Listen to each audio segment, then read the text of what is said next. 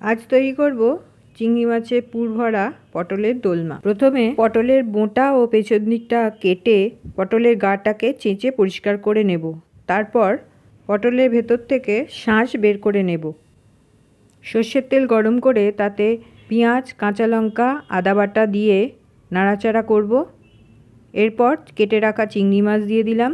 তারপর নুন, হলুদ, জিরে গুঁড়ো, লাল লঙ্কার গুঁড়ো, আদা বাটা দিয়ে ভালো করে নাড়াচাড়া করে কেটে রাখা কাজু কিশমিশ মিশিয়ে দিলাম। বাইন্ডিংয়ের জন্য সেদ্ধ করে রাখা আলু মিশিয়ে দিলাম। তারপর পুরটাকে ঠান্ডা করে নিলাম। কেটে রাখা পটলগুলোর মধ্যে চেপে চেপে পুরটাকে ঢুকিয়ে দিলাম। এরপর ময়দা আর জলের একটা ঘন লেই পটলগুলোর মুখে লাগিয়ে পটলগুলোকে ভেজে নিলাম।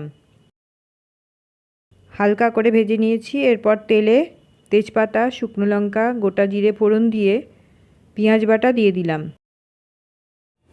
ভালো করে পেঁয়াজ কষে নিয়ে এতে দিয়ে দিলাম আদা বাটা, জিরে গুঁড়ো, ধনে গুঁড়ো, লাল লঙ্কার গুঁড়ো আর হলুদ গুঁড়ো। ভালো করে মশলা কষে নিলাম। এরপরে দিয়ে দিলাম টমেটোর পেস্ট। আবার সব একসঙ্গে কষে নিলাম। এরপর এতে জল দিয়ে দিলাম।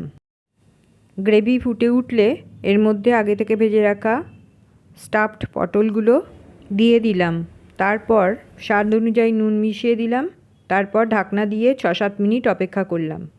সেদ্ধ হয়ে গেছে। এবার চিনি, গরম মশলা গুঁড়ো আর ঘি দিয়ে নাড়াচাড়া করলেই তৈরি হয়ে গেল পটলের দোলমা।